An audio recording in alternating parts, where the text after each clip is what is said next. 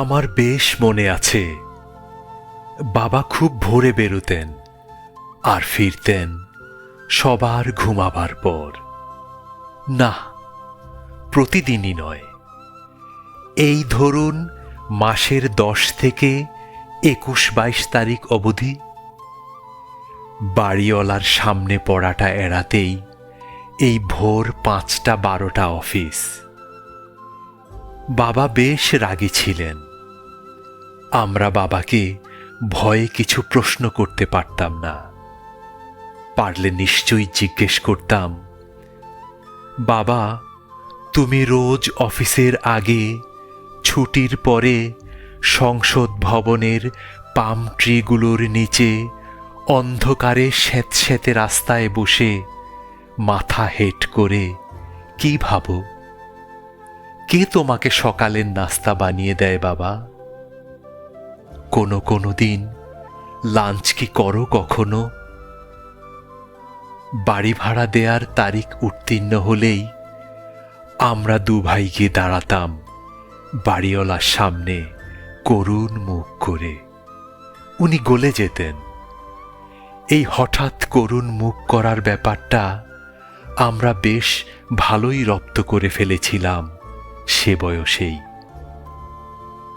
Motor bike পাশ কেটে বের হলেই আমি হাঁ করে তাকিয়ে থাকতাম। একদিন বাবা বলেছিলেন, শোনো আব্বা, নিম্ন মধ্যবিত্তদের স্বপ্ন দেখারও একটা লিমিট থাকে রে বোকা। জবাবে বাবাকে সেদিন চমকে দিয়ে বলেছিলাম, বাবা, জীবনের মৌলিক চাহিদাগুলি অপূরণের আক্ষেপ থেকে জন্ম নেয়া সুপ্ত বাসনাগুলি যদি হঠাৎ ঘুম ভেঙে লাফ দিয়ে জেগে ওঠে, হাত ধরাধরি করে হাঁটতে চায়, সেও কি নিম্ন মধ্যবিত্ত হিসাবে অন্যায়ের সামিল হবে? নাকি সে বিত্তশালী হয়ে উঠবার ধৃষ্টতা?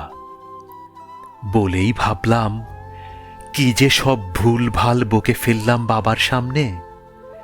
বেশি বলে ফেললাম না তো? আমি নিম্ন মধ্যবিত্ত পরিবারের ছেলে।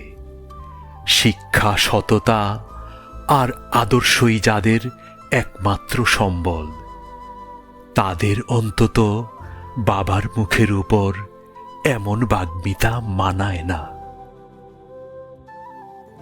গলির মুখে 3 রাস্তার মোড়ে কার্তিক বাবুর মুদির দোকান। তোমাকে ভয়ে কোনোদিন বলিনি বাবা। ভীষণ হাস্যোজ্জ্বল লোকটির মুখ আষাঢ়ের আকাশের মতো গোমরা হয়ে যেত আমাদের বাকির স্লিপ ধরা হাতগুলো দেখলে। একটা লজেন্সও কোনোদিন চাইতে পারিনি বাকির খাতার কারণে। বাকিতে মৌলিক চাহিদা মেটাতে মেটাতে শৈশব যে কোথায় ছুটে পালিয়েছিল তার টের পেতে পেতে তখন আমিও এক বাবা। চালের ময়দার ঠোঙ্গাগুলোকে কেটে কেটে সেলাই করে খাতা বানাতাম। বছর শেষে আবার তাদের বিক্রি করে নতুন ক্লাসের সেকেন্ড হ্যান্ড বই কেনা।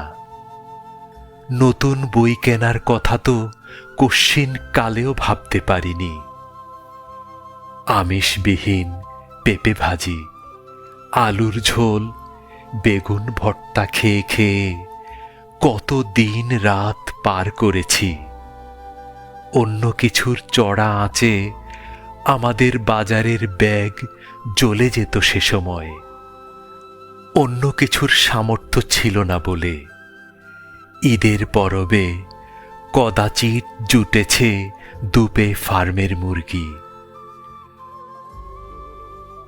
আমাদের পিঠাপিঠি 2 ভাইয়ের জন্য একটি শখের জিন্স প্যান্ট কিনতে পেরেছিলাম 300 টাকা খরচা করে, তাও 1 মাসের একটা টিউশনির বেতন দিয়ে। মা সেটা আলমারিতে তুলে তুলে রাখতেন। যদি কোথাও দাওয়াত পড়ত, আমরা ভাগ করে নিতাম কে গায়ে হলুদে পড়ে যাবে সেটা, আর বরযাত্রী কে হবে। এমন কোনো অনুষ্ঠান ছিল না যে আমরা দু ভাই একসাথে অ্যাটেন্ড করেছি। উপহার কেনার সামর্থ্য কোনো দিনই আমাদের ছিল না, তাই আমরা শুধু বরযাত্রী বা গায়ে হলুদেই যেতাম। আমি একজন নিম্ন মধ্যবিত্ত পরিবারের সন্তান, যাদের কোনো চাহিদা থাকতে নেই। আমাদের মা তবু খুব সুখী ছিলেন, কারণ ক্ষুধা লাগলে আমরা ভাতের মাড় লবণ ছিটিয়ে খেতে পারতাম। তখনও মাছের কাঁটা বেছে খেতে শিখিনি। মাও সে কথা জানতেন, দুষতেন দারিদ্রতাকে। আমি দিব্যি পটলের তরকারি দিয়ে আয়েশ করে খেয়ে ওঠার ভান করাটা শিখে নিয়েছিলাম। স্কুলের টিফিনের জন্য জেদ করেছি কিনা ঢের সন্দেহ আছে। স্কুলের মাইনে দেবার 7 তারিখ পার হলেই ঝন্টু স্যার দাঁড় করিয়ে রাখতেন 1 পিরিয়ড প্রতিদিন। জানলে বাবা কষ্ট পায়, তাই বলা হয়নি সে কথা কোনো দিনই। প্রায়ই হাঁটু ছিলে দগদগে ক্ষত নিয়ে ফিরতাম ফুটবল খেলে। গভীর রাতে আমরা ঘুমিয়ে পড়লে বাবা এসে কেরোসিন লাগিয়ে দিতেন অ্যান্টিসেপটিক হিসাবে। ঝরঝর করে পানি পড়ত তখন তার চোখ বেয়ে। কেন বাবা, কেন ফেলতে? আমার হাঁটুর ক্ষত, এই যে রক্তাক্ত চামড়া ছেঁড়া, কেন যে তার চোখের পুকুরটাকে আন্দোলিত করত, সে সময় বুঝতে পারিনি। অন্যদের দেয়া সেকেন্ড হ্যান্ড জামাতেই আমরা নিজেদের মানিয়ে নিতে শিখেছিলাম। তবে আমাদের মাঝে ছিল পদ্মপুকুরের মতো ভীষণ লজ্জা। কলেজে, ক্যাম্পাসে বা আত্মীয় স্বজনদের কাছে আমাদের অবস্থান ছিল সুদৃঢ় ও মর্যাদা সম্পন্ন।